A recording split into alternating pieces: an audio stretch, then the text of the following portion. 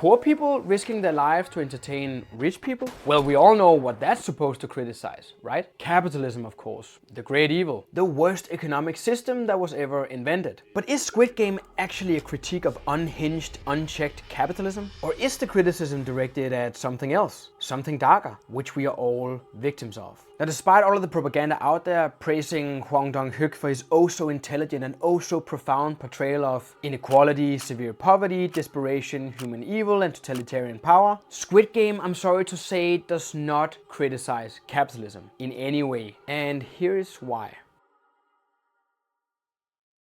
Squid Game is nothing but a brilliant show. And these insanely tense episodes, with their profound characters, their twists, their interesting discussions of moral and political philosophy, this whole thing shocks us, because there is something strangely familiar about it, right? Not the games themselves, or the colors, or the jumpsuits. All that death and destruction and craziness is nothing but a caricature, a symbol of something deeper, some type of structure, and that is what we recognize. A system where the powerful write the rules, and the powerless must obey them. A contract which you enter into involuntarily without knowing the terms, because someone else keeps the information from you. And when you finally begin to realize the terms of that so-called contract, it is already too late. Now, people look at that and say, yes, capitalism. But that is not correct. Capitalism, free market capitalism that is a system where the means of production are owned privately by free individual human beings. A system of completely voluntary interactions between individuals. That means people can walk away. That means that people can sign whatever contracts they want, and that contracts are valid only if both parties have a chance to know the terms and agree to those terms without force. And let's just take 1 minute to show why Squid Game has absolutely nothing to do with capitalism. Now, here's the key point, and this might surprise you. Everything that happens in Squid Game could be valid in a world of voluntary contracts. But in Squid Game, it isn't voluntary, and that's the problem. The contestants are misled from the start. They're given vague hints about the rules, promised a huge prize, and only once the game begins do they discover the hidden clause. Lose and you die. That alone makes the entire contract void. A voluntary agreement requires full knowledge of the terms. You know, you can't sell somebody a lottery ticket and then announce after they lose that the penalty is losing an arm. They would have had to know that before agreeing. So those first hundreds of deaths, they have nothing to do with capitalism, because capitalism requires consent. This doesn't. And yes, the vote to leave the game looks democratic, but it's invalid too, because the original agreement was never legitimate, remember? If you were deceived into entering the contract, no later clause can bind you. Every participant should be free to walk away immediately. It's only after the players leave and then willingly return, now actually aware of the lethal stakes, that their participation becomes genuinely voluntary. And adults should be allowed to make dangerous, even self-destructive choices as long as they don't violate the freedom of others. If someone wants to risk their life for a jackpot, that's no different in principle from drinking themselves to death, doing drugs, or gambling away their life savings. You can of course advise people against doing those things, but they should be allowed to do it. In fact, there are many much worse ways to sign your life away than a form of gambling where you actually face a chance to walk away with wealth, opportunity, and much more power over your own life, or the ability to give your children a significantly better life than would otherwise have been possible. But none of that justifies what happens in the first round of Squid Game. So let's be clear. Free market capitalism, voluntary interactions, Squid Game, deception, coercion, and zero consent. Which makes the idea that Squid Game is a valid critique of capitalism, well, quite the misrepresentation, to put it mildly. But now that doesn't mean that the show isn't a valid critique of something. It is. So let's get more serious then and instead talk about what those things are. Because here's the truth. Squid Game is a critique, just not of capitalism. It's a critique of coercion. It's a critique of what happens when every meaningful choice is taken away, when human beings no longer have the freedom to walk away, and when the structure of society is built on force, fear, and authority. In other words, Squid Game is a critique of authoritarian systems and the tyrannical elements of modern society. Let's break that down one by one.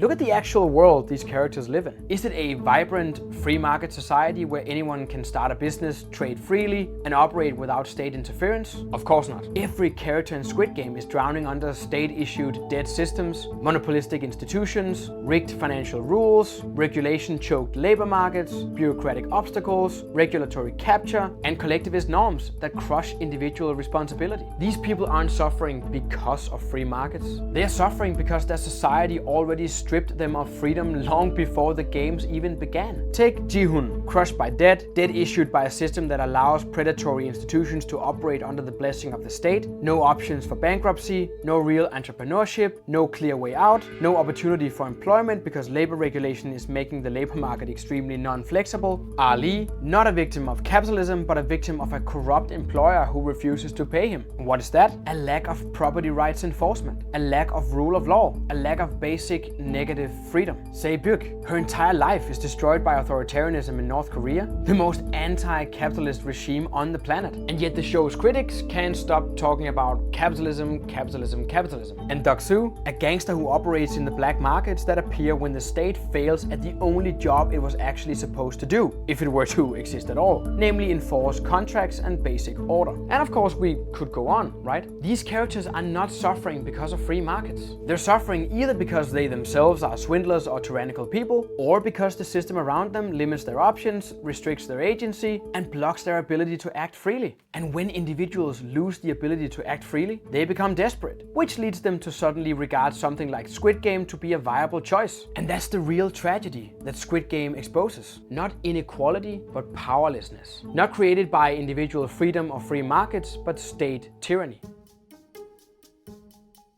The games are the perfect metaphor for a coercive system. No individual autonomy and identity, and rules enforced at gunpoint. The perfect microcosm for the authoritarian society. Central planning, tight control, surveillance. The participants are subjects, not free agents. They're ruled, not engaged. They are managed, not free. A caricature of the modern man living under a coercive state regime, or a so-called democracy, allowing them to vote once in a while on an illegitimate basis to create the illusion of freedom. The masked workers aren't entrepreneurs, they're enforcers, police. The VIPs aren't capitalists. They might be wealthy, yes, but that does not make you a free market capitalist. These people are essentially nothing but dictators with better tailoring. If anything, the entire system resembles the political logic of totalitarian regimes, collectivist societies, state-run lotteries of life and death, which, as I said, seem more rational because the state has already ruined your life, so why not sign your life away or what's left of it? Where is the free market? Where is the individual autonomy? Nowhere.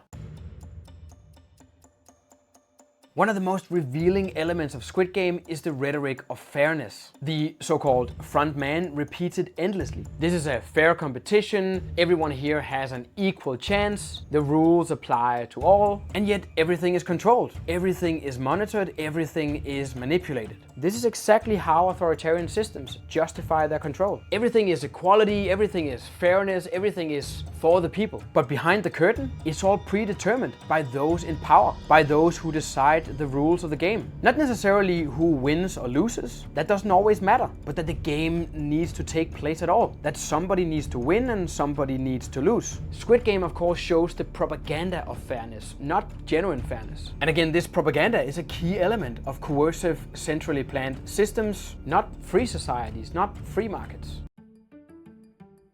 In a strange way, Squid Game criticizes the welfare state. Because in Squid Game, what's the premise? Let's picture it. A group of people fighting each other, sometimes individually, sometimes not, using violence, using strategy, cheating, lying, forming tribes, alliances, etc. All for the sake of grabbing the prize, for the sake of getting the largest possible piece of the pie. And as you know, of course, that is an almost perfect analogy for the welfare state. Here, individuals, tribes, groups, interest factions do the same. Through what is today referred to as democracy, they meet up every given number of years to fight over the resources that the state stole from them. As the political theorist Harold Laswell famously said, politics is who gets what, when, how. In other words, welfare democracy is a game to secure the money prize. And how do you win? Well, with violence. Secure enough political power to use the state's monopoly for violence to steal resources from the other guys and give it to yourself. Ladies and gentlemen, I give you the zero-sum game. In Squid Game, the money prize is at least provided by voluntary donors. Gamblers, that is. In modern day welfare democracies, the money prize is stolen out of your pockets. Just as in Squid Game, you have entered into a game where you do not set the rules, you do not fully understand the terms, and you cannot escape it. Just as in Squid Game, the game is zero-sum. If one person wins, another loses. As opposed to voluntary interactions and transactions among individuals, where two people can win at the same time. Living under the welfare state, just as in Squid Game, is all about about not finishing last, whatever it takes. So what is Squid Game actually criticizing? Not capitalism, but oppression. Systems where people are trapped, where violence and coercion rules, where some get to legitimately aggress against others. Systems where human beings are reduced to tools. Systems where your life is determined by those with power, by those who create, expand, and define the rules of the game. In other words, Squid Game is all about a lack of freedom. It is a warning, not about free markets, but about what happens when coercion replaces voluntary action. It is a reminder of what kind of system you and I live in today. A society which is essentially nothing more than a giant game designed by those who rule, not those who live within it. Where you and I are nothing but pawns in the scheme of people who wield the state's monopoly on violence, pushing us further and further into financial and existential desperation. And when we then make desperate decisions to get out of it, they blame freedom itself, they blame capitalism, they blame property rights, they blame individual pursuit of self-interest. Sure,